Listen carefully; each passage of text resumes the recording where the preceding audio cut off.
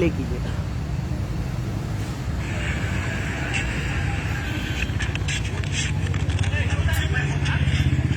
कुछ समझ में आया नहीं, कहाँ से चला दिया आगे।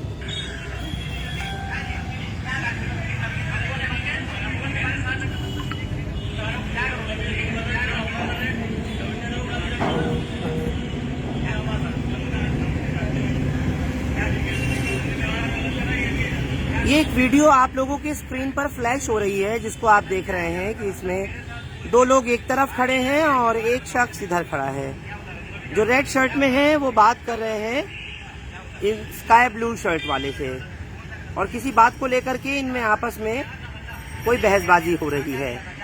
ये तस्वीर है जामिया नगर थाना इलाके के ओखला की मुराजी रोड के पास की। एक एटीएम के बाहर खड़े होकर के ये बातचीत चल रही है, और ये कौन लोग हैं, क्या पूरा वाकया, क्या मामला हुआ है। ये अचानक से फोन गिराया गया, यानी जो वीडियो बना रहे हैं उनके हाथ से क्या फोन फेंक दिया गया।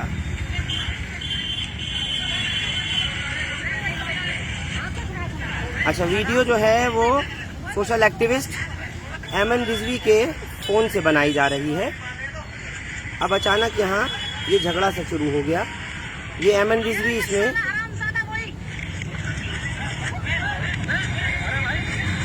लाइव करती हैं।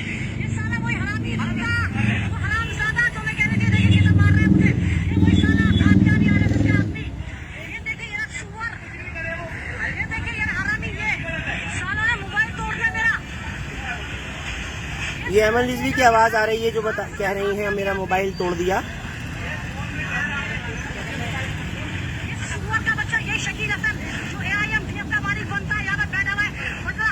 एक नाम शकील हसन ले रही हैं।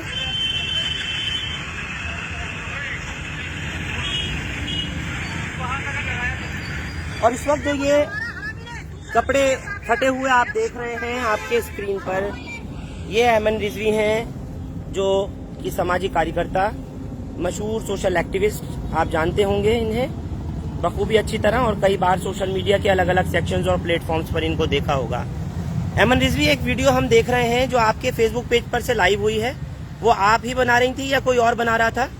वो मैं बना रही थी। अच्छा, उसके बाद क्या होता है कि अचानक से फोन आपका गिर गया है, गिरा दिया गया है, झगड़ा हो रहा है, जी। 3 लोग बात कर रहे हैं जी। क्या है बात, पूरी तफसील से बताइए। हम लोग अबू फजल जा रहे थे, तो मेरे साथ कौन? मैं और Hasan Haider, The Nation Voice का मालिक है, द नेशन वॉइस चलाता है, मेरे भाई जैसा है। जैसे हम एटीएम के पास जा रहे थे तो हसन हैदर कहता है, अरे शकील ये मुझे हरेस करता है, गालियां दे रहा है, इसको जरा पकड़ लूं, पूछूं। शकील कौन है? शकील हसन एक AIMDF करके एक NGO चलाता है, फेक NGO, और ये कादियानी फिरके से, इसका नाम असल इस्माइल है, इसमें मैं पहले भी लाइव कर चुकी हूँ, और ये कर्नाटक का है।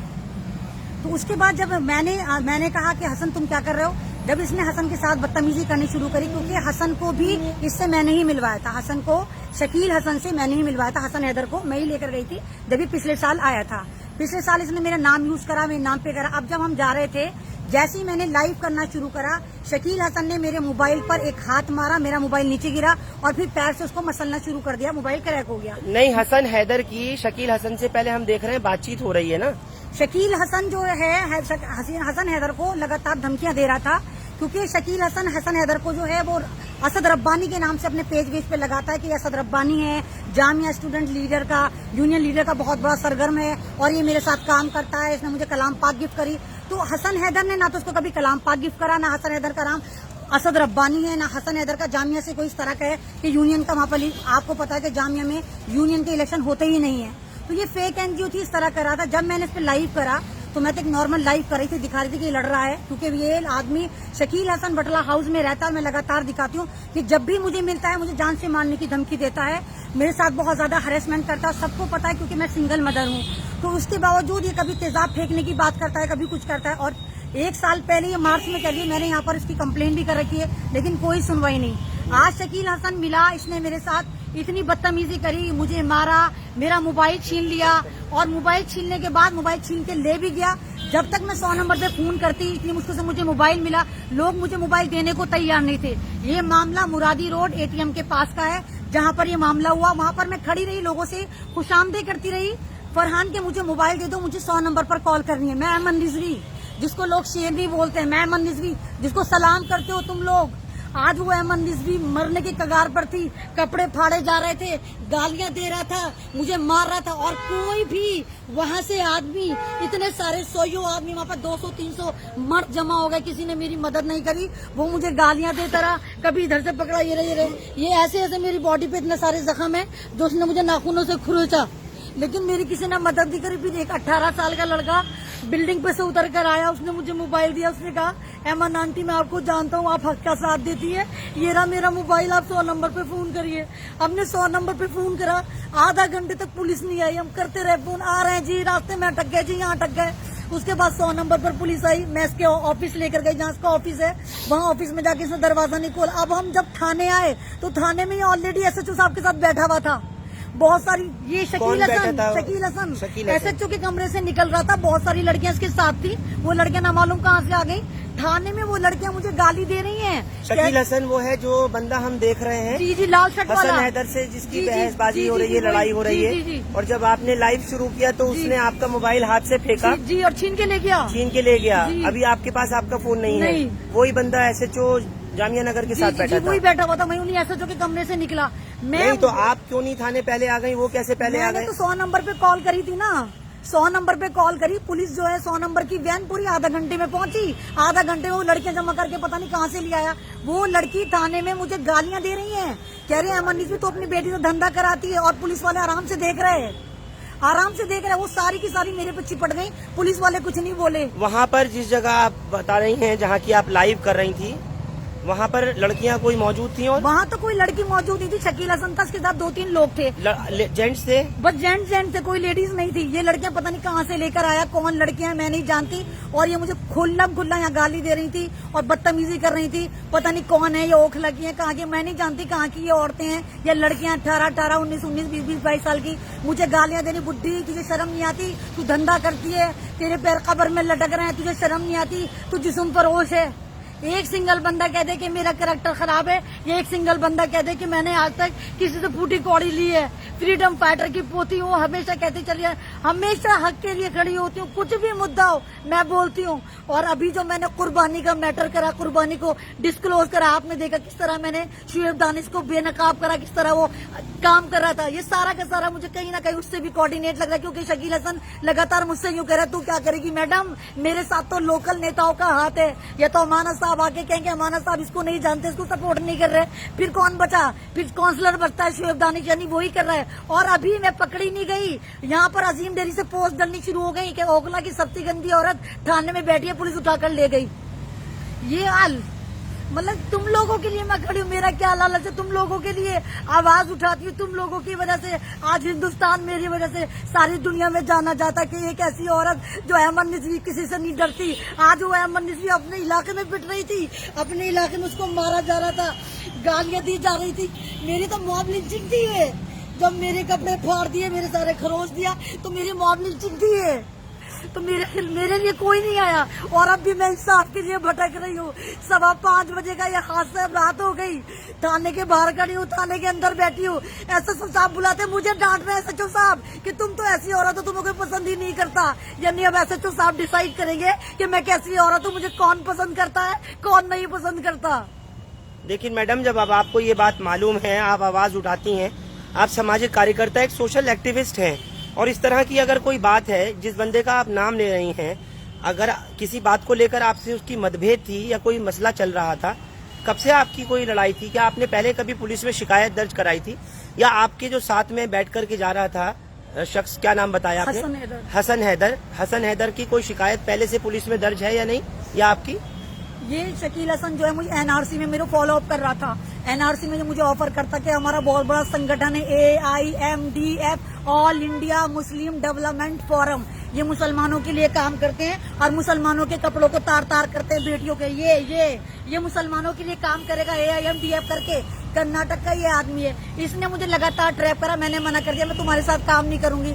दिसंबर में ये फिर आया, इसने कहा मैडम हम मुसलमानों के लिए काम करते हैं, आप हमारे लिए काम करिए। मैंने इसका एक फंक्शन करवाया होटल रिवर में, उसमें आशु खान को भी बुलाया, शाहीन बाग की दादी को भी बुलाया। वो जैसे ही पब्लिश हुआ गया, कर्नाटक से मेरे पास फोन आने शुरू हो गए कि ये बहुत करप्ट आदमी है, किसी की बीवी उठाकर भागा है, किसी की प्रॉपर्टी छीन के भागा है, ये अहमद निज़वी आपके नाम पर पैसा ले रहा है, आप इसको एक्सपोज कर दो कि आप इसके साथ नहीं हो। मैंने लाइव कर दिया कि मैं इसके साथ नहीं हूँ, मेरे से कोई लेना देना नहीं है। लेकिन उससे पहले भी ये मुझे हरेसमेंट कर रहा था, कह रहा था ये जो पेज है, मैं अपने पेज का नाम, जो मेरा पेज है अहमद निज़वी सोशल एक्टिविस्ट, वो इसके नाम पे करूँ कि इसके नाम पे लिख दूं मैं AIMDF। मैं क्यों लिख दूं AIMDF? नहीं तो आपने क्या इसकी पहले कोई कंप्लेंट करा रखी है? मैंने मार्च में कंप्लेन करा रखी है। कंप्लेंट? हाँ, कंप्लेन मैंने अभी 100 नंबर पे जो पुलिस आई थी वो ले गई मुझसे।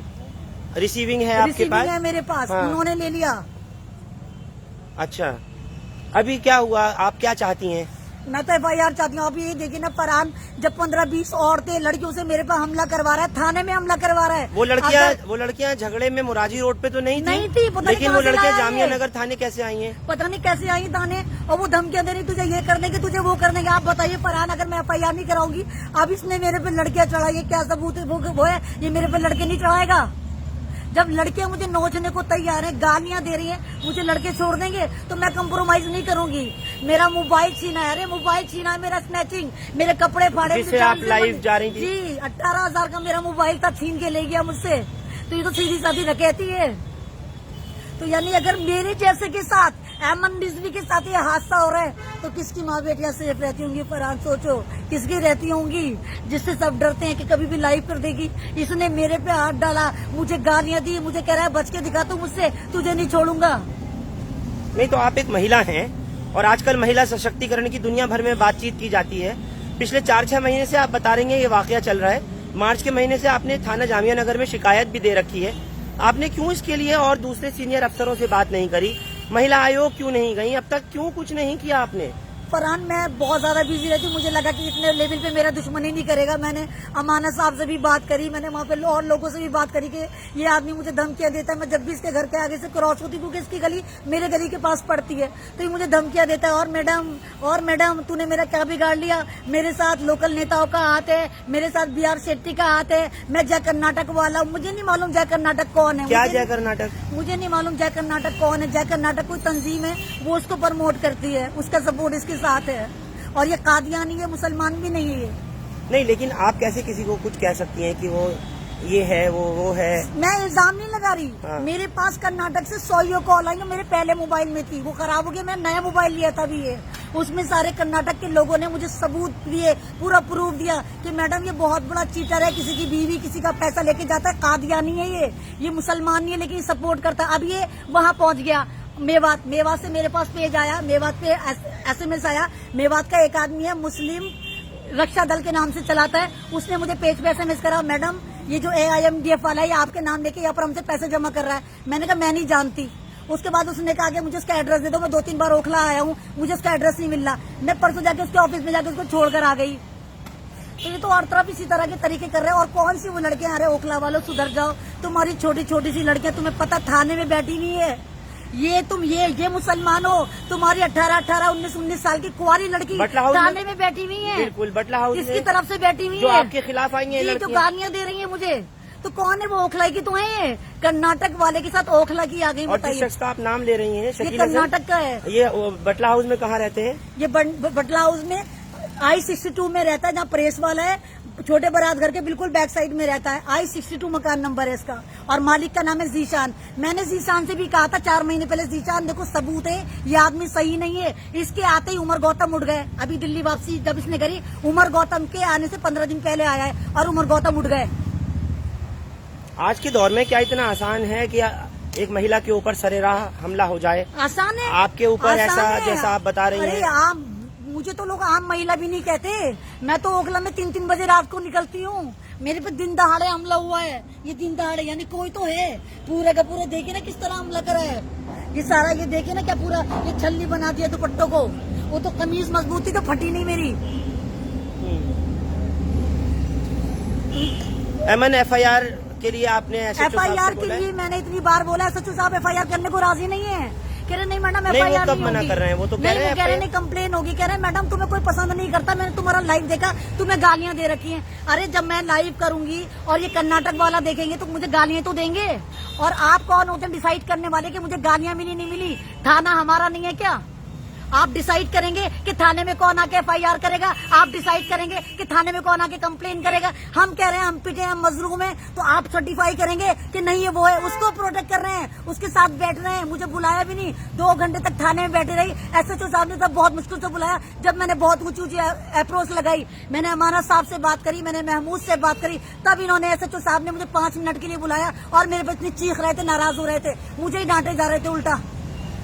लेकिन हमने देखा लाइव में तो आपके मुंह से वो अपशब्द भी निकल रहे हैं जिसमें आप बोल भी रही हैं। फरहान अगर आप मेरा मोबाइल, मैंने कहा सिंगल मदर हूँ, नया मोबाइल लिया था, मेरा मोबाइल अगर छीन के पैरों के अंदर रोंदेगा, मेरी औलाद है वो मोबाइल, मेरी आवाज है मोबाइल, मेरी ताकत था मेरा मोबाइल।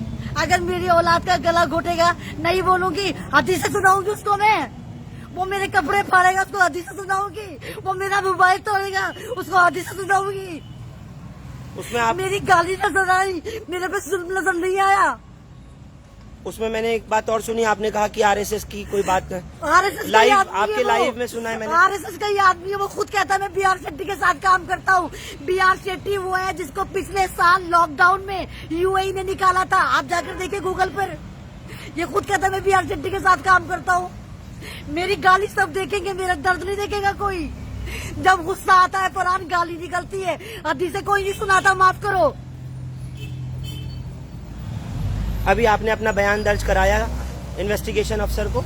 मैंने करवाया, लेकिन मुझे नहीं लगता कि कुछ होगा, कुछ भी नहीं होगा। आपने उसमें ये पूरी यहाँ तफसील, भारत में कुछ नहीं होता औरतों के खिलाफ। आपने औरतें मर जाए, लुट जाए, फिर जाए, कुछ नहीं करता शासन प्रशासन। आपने उसमें पूरी तफसील लिखी है? पूरी तफसील लिखी। अरे पूछते क्यों नहीं? जब मैंने 6 महीने पहले कंप्लेन दी थी कि इससे मेरी जान को खतरा है, आते जाते मुझे तेजाब डालने की धमकी देता है। क्या करा था इन लोगों ने?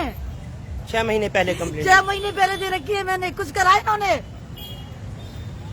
बिल्कुल, ये आप लोग बराह रास्त इस वक्त अमन रिजवी को रात 10:10 का समय है और फूट फूट कर रोते हुए जो देख रहे हैं, ये इंसाफ के लिए यहाँ खड़ी हुई हैं, थाना जामिया नगर पे पहुंची हुई है और साफ तौर पर कह रही हैं कि आज जिस तरह मेरे साथ हुआ है, इतनी अभद्रता हुई है।